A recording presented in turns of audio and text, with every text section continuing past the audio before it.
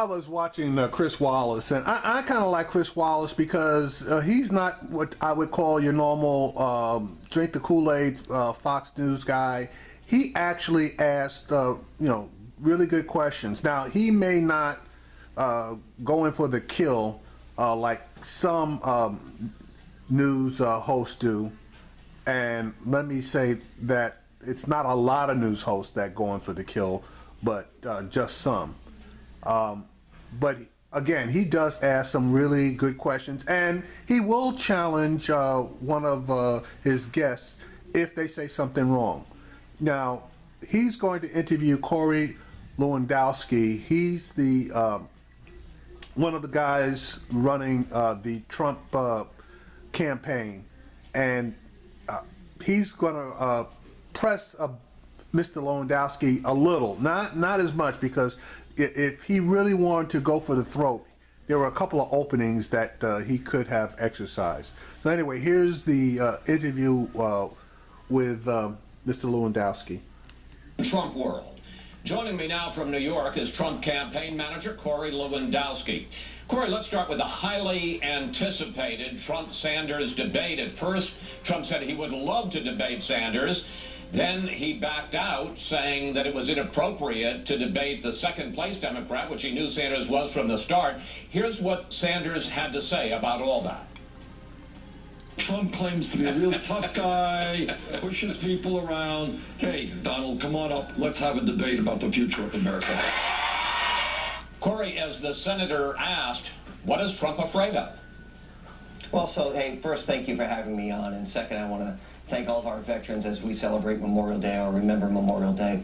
But as you know, that question that was asked of Mr. Trump was asked in jest during a Jimmy Kimmel interview, and he said, sure, if they want to pay me enough money, as a joke, tongue-in-cheek, I'll be happy to debate Bernie Sanders. The bottom line is the Democratic Party is stealing this election from Bernie Sanders. The party bosses will not allow him to be the nominee. Hillary Clinton is going to be the nominee, and we are squarely focused on defeating Hillary Clinton come November. So for us, if Hillary Clinton isn't going to debate Bernie Sanders, because he is not going to be the nominee, we are solely focused on making sure the American people know that Donald Trump is going to be the next president of the United States and lay out our vision for that. We're not going to waste our time debating Bernie Sanders when he's not going to be the Democratic nominee. All right. Trump wasn't just fighting Democrats this week. He also was taking on Republicans. For instance, he went after the Republican governor of New Mexico, Susana Martinez. Here he is. Your governor has got to do a better job. She's not doing the job. Hey, maybe I'll run for governor of New Mexico. I'll get this place going. Corey, why on earth would the now Republican nominee, since he's clinched the nomination, why would he call out the popular governor of a swing state like New Mexico, who just happens to be the head of the Republican Governors Association? Well, here's what happened, Chris, and you know this. Every time Mr. Trump goes to speak somewhere, he lays out the problems with that given location, whether it's in Ohio or if we're in Michigan or if we're in Indiana. You know, our country is a mess right now. Our jobs are leaving, our trade deals are killing us. People are worse off now than they were 10 and 12 and 15 years ago. And those statistics that he outlined are the statistics of the state of New Mexico. And what he is saying is, as the President of the United States, he will bring jobs back to our country. He'll make sure Americans are first. That doesn't matter if we're in New Mexico or if we're in Indiana or if we're in Michigan. People are hurting, and we need a president who's going to bring our jobs back. And so outlining the economy of those specific locations, something that he has done across the country, everywhere we've gone, because we need to highlight the problems that we have and what we're going to do to fix those problems. Okay, he just sprouted the basic Trump line. But you notice that this is the only state where he called out the Republican governor. He specifically said she. Now, he's been in other states such as Alabama or Mississippi, okay, and Louisiana, and those states are doing worse than New Mexico as far as economically it's concerned. But you did notice him calling out the governor of Alabama at the time that he was there, who was a Republican. He didn't call out while he was there, the governor of Louisiana, who now is a Democrat and has to clean up the mess, but previously was Bobby Jindal, didn't call Jindal out. He doesn't call out, or has not called out, any Republican governor, and that was until Saturday when he got stupid. But this is an example of Chris Wallace basically pushing Corey on his answer, which basically was a bullshit answer. But I think you would agree that former House Speaker Newt Gingrich has been very supportive of your campaign. Here's what he had to say about Trump's comments this week. I think the attack he made on Governor Martinez last night was very, very destructive. I think it said all the wrong signals. You particularly don't want to see a candidate who needs to both get stronger with Latinos and stronger with women attack a Latina woman Republican governor. Now, I think we'll all agree that Newt Gingrich is no dummy. And when he says it was an attack on the governor, it was an attack on the governor. Corey doesn't see it that way, though. Gingrich went on to say that Trump sometimes, quote, goes off the deep end. That doesn't sound like something you want in a president. Well, Chris, what you have here is there was no attack on a Latino or a woman governor. What this was laying out the economic perspective of what the state of New Mexico is doing, and he's saying we need to do a better job. That's what our country needs. Is we need to create jobs, we need to get more people back to work, we need to build a wall, we need to stop illegal immigration. These are things that are said everywhere we go. And so, you know, Donald Trump is winning with Latinos. If you look at the last poll, he's winning with Hispanics. If you hold it, I got to stop it there. Sorry, Corey, that was an attack on a female Latina governor, and you're not going to spin your way out of that one. Just like you're not going to spin your way out of these next statements that you're making. look at the polls, he's doing very well with women. He has a much better... Wait. These polls are so far, they're so close that in the state of California, Donald Trump is now, the state of California is now in play. Hillary Clinton is scared to death. Corey, wait, he's not winning. Okay. He is not winning in the state of California. He will not win the state of California. California will not be in play, just like New York will not be in play. So it's just another example of throwing mud up on a wall and hoping you don't get called for defacing a wall, and he's going to be called. And he's not winning with Hispanics. His numbers are hugely underwater with both. And on the specific question of this, he didn't just say, well, gee, things could be better in New Mexico. He said, I'm looking at the quote here, she, the governor, is not doing the job. He's going to go around the country saying that the Republican governors in various states aren't doing the job. It's not about being a Republican. It's not about being a Democrat. It's about doing what's right for the country. And if this was said in the state of Nevada, if that would have been a Democrat female governor, this wouldn't be an issue. It's about the economy. So you guys want to make a story about something that doesn't exist here? Let's get it right. We need to do a better job. We need to stop illegal immigration. We need to put people back to work. We need to cut taxes. That's what this is about. So anything else other than that is not the case. But the bottom line is our country's in trouble. And if we don't put someone in the White House who can actually knows how to create jobs and get things done, our country is going to continue to deteriorate to a point where the middle class will disappear, and we can't have that. So bottom. All right, so bottom line for me, it is a story. He did attack a female Latina Republican governor, and you are trying to throw up crap in front of our eyes in order to try to blind us to the fact that Trump is an idiot, and he's attacking two groups that he desperately needs if he wants to win the election for president of the United States. And Chris Wallace is going to tie Corey down on supporting Trump's attack. And Corey's going to be locked into having to agree with all the statements. Do you stand by, does he stand by his comment that Susana Martinez could be doing a better job, is not doing everything she can to help the people of New Mexico? Well, this is not a Republican issue. It's not a Democrat issue. It's I'm about the asking about economy. Susanna Martinez. We absolutely stand by our statement that the state of New Mexico could be doing better. And what we need to do is we need to stop illegal immigrants from coming across the border illegal. We're going to build that wall so that American citizens have the chance to have their jobs first and not have them taken from someone from outside the country who doesn't belong here. Where do things stand with getting House Speaker Paul Ryan to endorse Trump? And how worried are you and how worried is Trump about the possibility, the continued talk about a third-party conservative run, perhaps by Mitt Romney? Now, even Trump got the word not to screw around with the Speaker of the House if he wants to win and be able to get something done. So nobody in the Trump camp is going to say a bad word about Paul Ryan. That's just not going to happen. Well, look, a third party run by any candidate is a complete disaster, and you're handing over the White House to the Democrats, which means 4 or 5 potential U.S. Supreme Court justices that Hillary Clinton would have a chance to appoint. If she does that, you can say goodbye to the Second Amendment, amongst other things, right? You can say goodbye to your... Why do they always say that? First of all, the next president is probably going to appoint 3, maybe 4 Supreme Court justices in their 8-year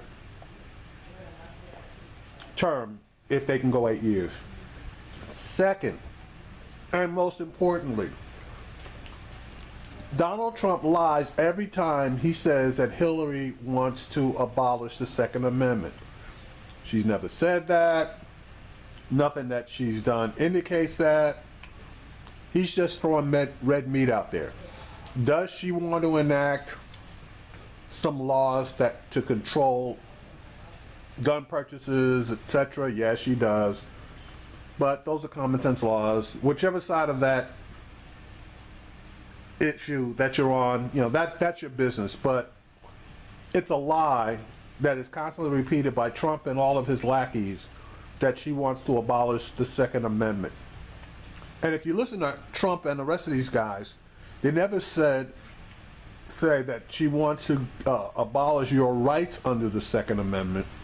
They which is what, if they were going to be correct, that's what they would say. They would want to try to restrict, reduce, or remove your rights under the Second Amendment.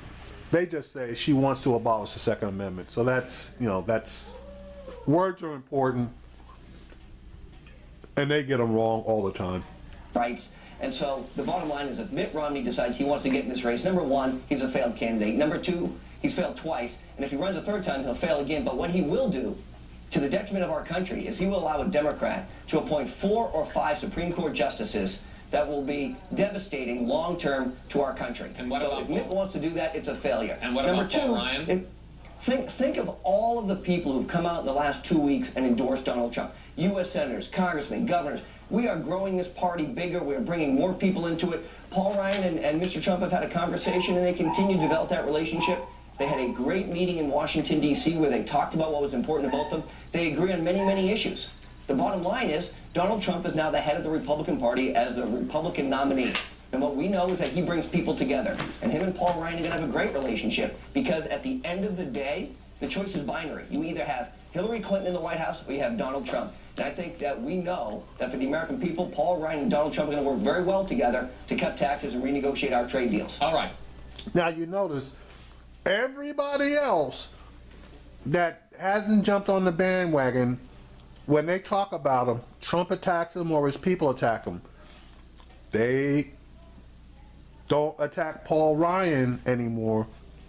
And initially when this went down, before the meeting, everything else, Trump did make the mistake of attacking Paul Ryan.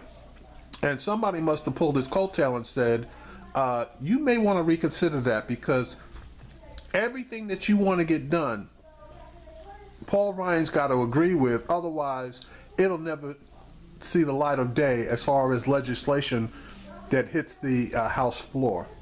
And once the facts of life were explained to Trump, I think he got it.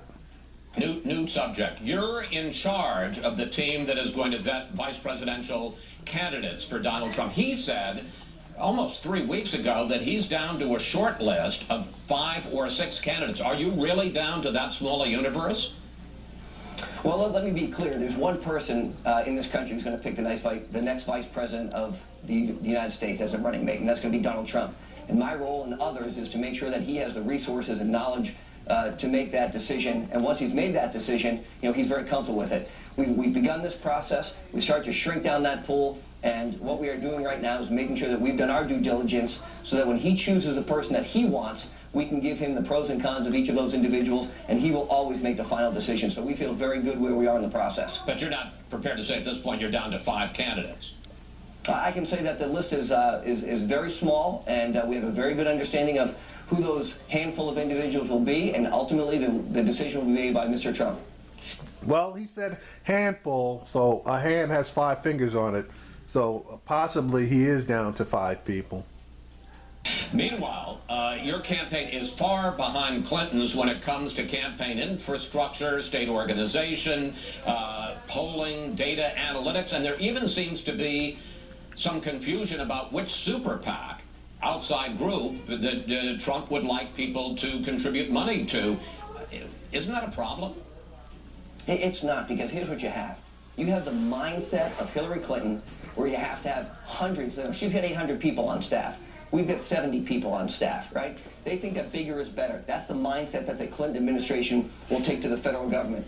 You juxtapose that with the Trump mindset, which is smaller, leaner, more efficient, and better results. That's the mindset you need for the federal government. So what you... Does anybody remember Ted Cruz? Ted Cruz, who outworked Donald Trump, especially in the caucus states. The Ted Cruz, who even after Trump won primaries, he outworked Trump as far as the state conventions to elect delegates was concerned, because he had a large ground game that had been established for a long period of time. So Corey's spinning, no ground game, Mr. Trump, no possibility of victory. You could talk about lean and mean all you want, but you still need numbers, and you need numbers across 50 states.